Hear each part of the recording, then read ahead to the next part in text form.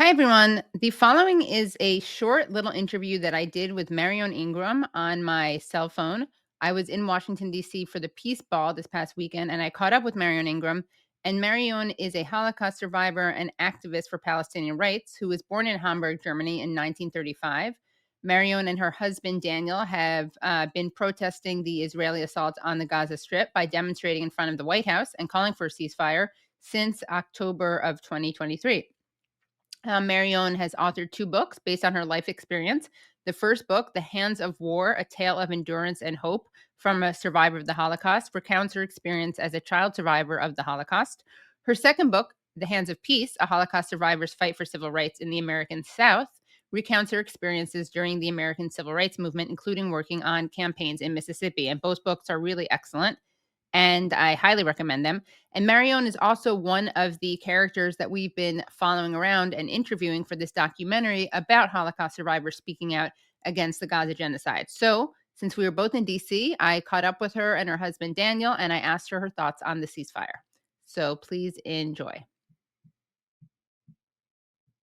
The ceasefire is not enough. I think there should have been a permanent end to this war. I think that Netanyahu will now have the support of this incredible disaster of a president. So he will be able to do what he's always done. He will start throwing bombs and claiming that Hamas did it, which is what he's done. I am very mistrustful of America's response to the entire situation in Gaza, in the West Bank. None of this would have been possible if America had not sent bombs and money. I do not trust Israel at all, so I do not believe that they are going to stick to it. They will continue to kill people because this is what they do. I begin to think that that's what they like to do. And I know it sounds harsh. I am happy that some aid is going in. That's also not enough. I'm happy that there is a ceasefire, and at least for a little while. I want America to take on the rebuilding of Gaza because it is American bombs that destroyed their lives, their environment, their houses, their universities, their schools, their hospitals, and an immediate release of every single Palestinian in Israeli custody. We are talking about hostages, Jewish hostages, but we refer to the Palestinians that Israel has imprisoned as prisoners. They're hostages. They are kidnapped. Doctors are just taken from their operating rooms and imprisoned. And without blinking an eye, America, and that is Biden, and I'm sure the new one will follow that kind of playbook. Biden has echoed every utterance of Netanyahu, has not shown the same kind of sympathy or empathy that he shows for the people in Ukraine. America is responsible for so much death, both domestically with its crazy gun culture. It's exporting this. We have sent bombs to kill babies in Gaza. We haven't left not a single structure intact, no family intact. We have murdered everything that moved. We have deprived people of the right to life. Going back to the ceasefire, I am glad it is finally come about. It should have come about in May. Netanyahu kept saying it was Hamas that stopped it. It was never Hamas. It was always Netanyahu who found a new excuse to blame Hamas.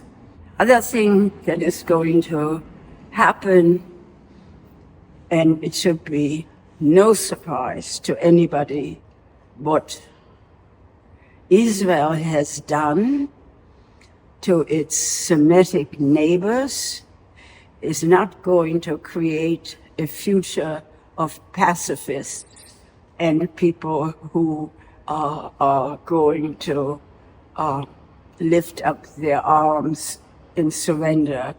Young people will not look upon the state of Israel or Jews in particular, and that, as one Palestinian man said to me, Jews are going to be considered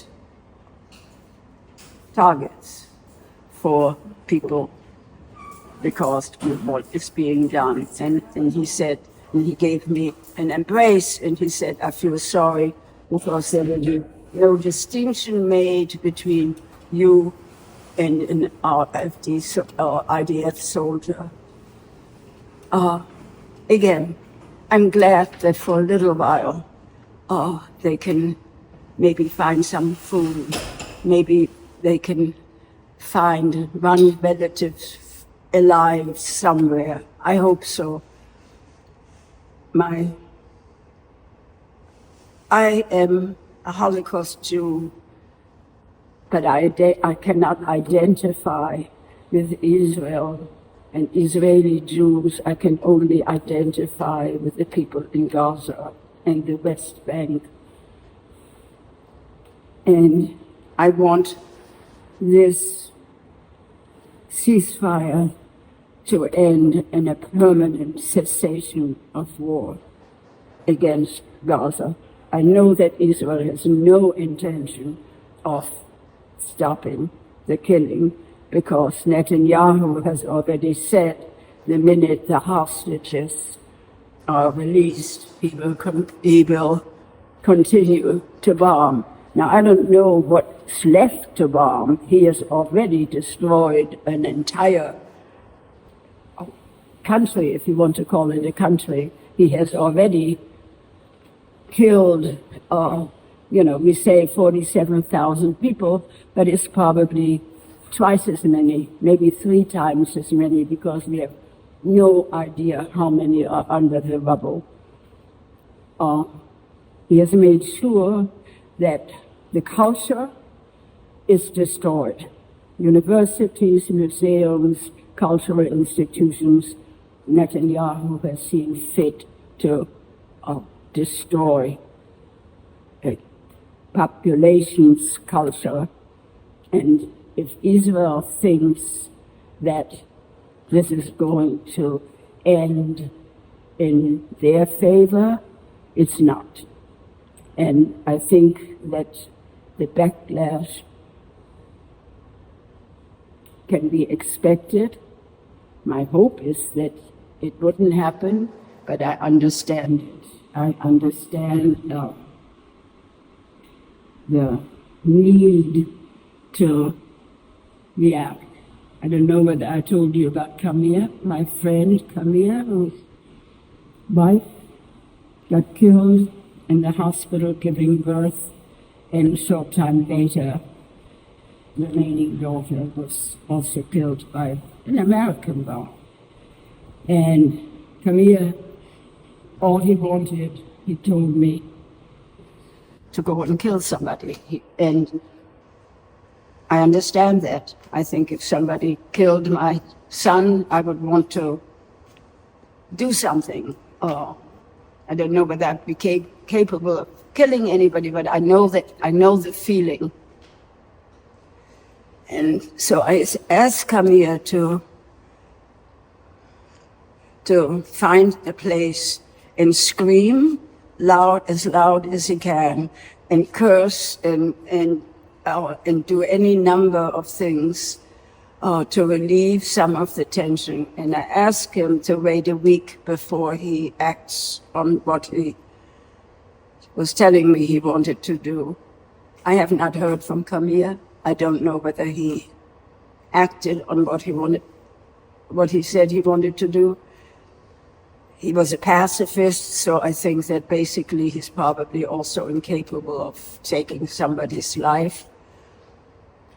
I have not heard from him. I have not been able to, I have no response to any, no more contact, so I don't know, did he also get killed? Did he kill? Did he wind up? But yes, bravo for the ceasefire. Biden is responsible for it not happening in May. Netanyahu is responsible for it not happening in May. Thousands upon thousands upon thousands of babies and children have been killed as a result of men killing children. And that is an unforgivable crime that for myself I will never forgive. Thank you. Thank you. So bravo for a ceasefire. I want more ceasefire. I want an end to the war, an end to all wars, but especially right now, an end to the war, and America to start rebuilding with American dollars, American money, to rebuild and to make sure that those who are still lucky enough to be alive have a safe place to live.